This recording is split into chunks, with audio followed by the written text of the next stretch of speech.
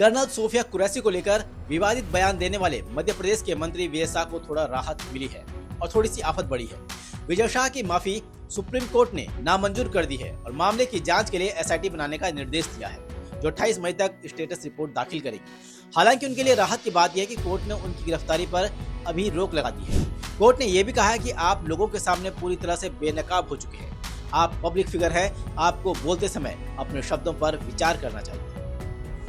दरअसल मंत्री विजय शाह ने 11 मई को इंदौर में एक कार्यक्रम में ऑपरेशन सिंदूर को लेकर कहा था कि उन्होंने कपड़े उतार कर हमारे हिंदुओं को मारा और मोदी जी ने उनकी बहन को उनकी ऐसी की तैसी करने के लिए उनके घर भेजा। शाह ने आगे कहा कि अब मोदी जी कपड़े तो उतार नहीं सकते, इसीलिए उनके समाज की बहन को भेजा। हमारी बहनों को विधवा किया है तो तुम्हारे समाज की बहन आकर तुम्हें नंगा करके छोड़ेगी। जिसके बाद देश भर में विजय शाह के इस बयान को लेकर हंगामा मच गया और विपक्ष ने उनके इस्तीफे की मांग कर डाली। पाकिस्तान के लिए जासूसी के आरोप में गिरफ्तार यूट्यूबर ज्योति मल्होत्रा पर शिकंजा कसता जा रहा है। उनका इंस्टाग्राम अकाउंट बैन कर दिया गया है। उनके 1,39,000 फॉलोअर्स थे। वहीं अब राष्ट्रीय जांच एजेंसी यानी एनआईए भी टेरर लिंक को लेकर ज्योति से पूछताछ के लिए हिसार पहुंच गई है। अब तक हिसार पुलिस की जांच में ये भी पता चला है कि ज्योति पहलगाम हमले से पहले कश्मीर गई थी। वो पहलगाम, गुलमर्ग, डल लेक, लद्दाख की पेंगोंग लेक तक गई थी।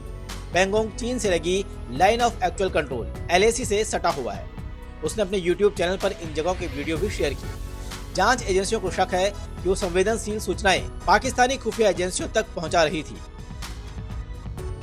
कांग्रेस नेता राहुल गांधी ने विदेश मंत्री जयशंकर के बयान का वीडियो साझा करते हुए आरोप लगाया है कि पाकिस्तान और POK में आतंकी ठिकानों पर सैन्य हमलों से पहले भारत सरकार ने पाकिस्तान को इसके बारे में सूचित किया था। राहुल ने सोमवार को एक्स पर पोस्ट करते हुए लिखा, क्या विदेश मंत्री जयशंकर की चुप्पी सब कुछ बता नहीं रही है? इसीलिए मैं फिर से पूछूंगा कि हमने कितने भारतीय विमान खो दिए, क्योंकि पाकिस्तान को पहले से पता था। उन्होंने आरोप लगाया कि ये कोई चूक नहीं थी, बल्कि ये एक अपराध था। राहुल गांधी ने यह भी कहा कि देश को सच जानने का हक है।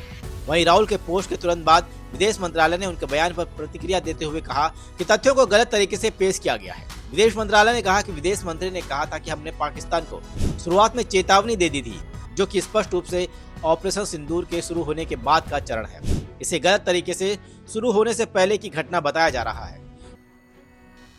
केंद्र सरकार ने पाकिस्तान प्रायोजित आतंकवाद की पोल खोलने और ऑपरेशन सिंदूर पर दुनिया भर के देशों तक भारतीय पक्ष पहुंचाने के लिए जिस मल्टी पार्टी डेलीगेशन की घोषणा की है, उसको लेकर जबरदस्त राजनीतिक विवाद हो रहा है।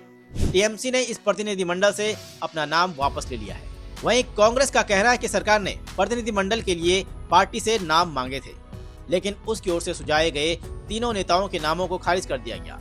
केंद्र सरकार ने कांग्रेस के वरिष्ठ सांसद शशि थरूर, पंजाब के सांसद अमर सिंह, सलमान खुर्शीद, लोकसभा सांसद मनीष तिवारी और पूर्व केंद्रीय मंत्री आनंद शर्मा को इस प्रतिनिधिमंडल का सदस्य बनाया है। जबकि कांग्रेस का कहना है कि उसने सरकार के अनुरोध पर 4 सांसदों आनंद शर्मा, गौरव गगोई, सैयद नसीर हुसैन और अमरिंदर सिंह राजा वारिन को नामित किया था, लेकिन आनंद शर्मा को छोड़ बाकी किसी को भी सरकार की सूची में जगह नहीं मिली है। बिहार में साल के अंत में विधानसभा चुनाव होने वाला है, जिसकी तैयारियां जोर शोर से की जा रही हैं। ऐसे में जनसुराज पार्टी के संस्थापक प्रशांत किशोर 120 दिनों की यात्रा पर निकलने वाले हैं। इस 120 दिनों में PK बिहार की 243 विधानसभा सीटों को साधने की कोशिश करेंगे। बता दें कि इस यात्रा की शुरुआत प्रशांत किशोर 20 मई से करेंगे। एक सीट के लिए वो जन समर्थन जुटाएंगे। प्रशांत किशोर छपरा के सिताब दियारा से यात्रा की शुरुआत करेंगे। वो हर दिन 2 विधानसभा सीटों में पहुंचेंगे। इस दौरान पार्टी के अन्य नेता भी उनके साथ मौजूद रहेंगे और लोगों से वो वोट की अपील करेंगे।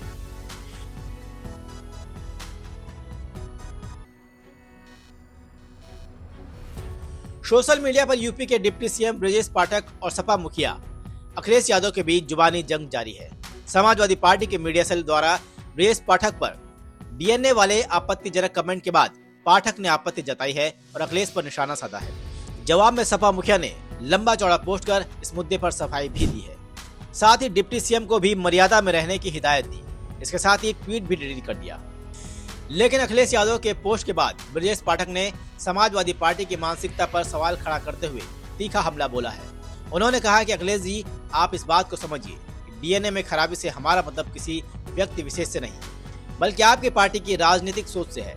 इसके बाद अखिलेश ने इशारों में जवाब देते हुए पोस्ट कर लिखा, हुक्मरानों की बदजुबानी पर भी आजाद और किसी के सच कहने पर गिरफ्तारी। गुजरात में एक बड़े घोटाले का खुलासा हुआ है, जहां मनरेगा के एक सामान्य ऑडिट ने गुजरात में एक बड़े भ्रष्टाचार का भांडाफोड़ किया है।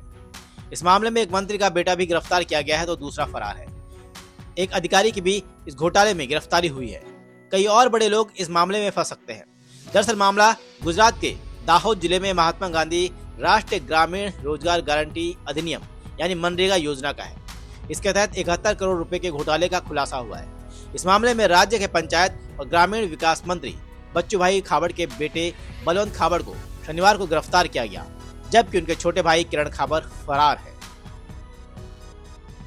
टेलीकॉम कंपनियों को सोमवार को तगड़ा झटका लगा है। सुप्रीम कोर्ट ने भारतीय एयरटेल, वोडाफोन आइडिया और टाटा टेली सर्विसेज की याचिकाएं खारिज कर दी हैं। इन कंपनियों ने एजीआर के बकाये पर ब्याज, जुर्माना और जुर्माने पर लगने वाले ब्याज को माफ करने की मांग की थी, लेकिन जस्टिस जेबी पादरीवाला की बेंच ने इन याचिकाओं को गलत बताया। ये फैसला वोडाफोन आइडिया की तरफ से आई एक अर्जी के बाद ठीक एक दिन बाद आया है। वोडाफोन आइडिया लंबे समय से वित्तीय संकट से जूझ रही है। कंपनी ने अपने अस्तित्व को बचाने के लिए एजीआर से जुड़े 45,000 करोड़ रुपए से ज्यादा के बकाये को माफ करने की गुहार लगाई थी। भारतीय एयरटेल ने भी इसी तरह की अर्जी लगाकर राहत मांगी थी। सुप्रीम कोर्ट के फैसले के बाद वोडाफोन आइडिया के शेयर लगभग 10% तक गिर गए। वहीं एयरटेल के शेयरों में भी 0.2% की गिरावट आई।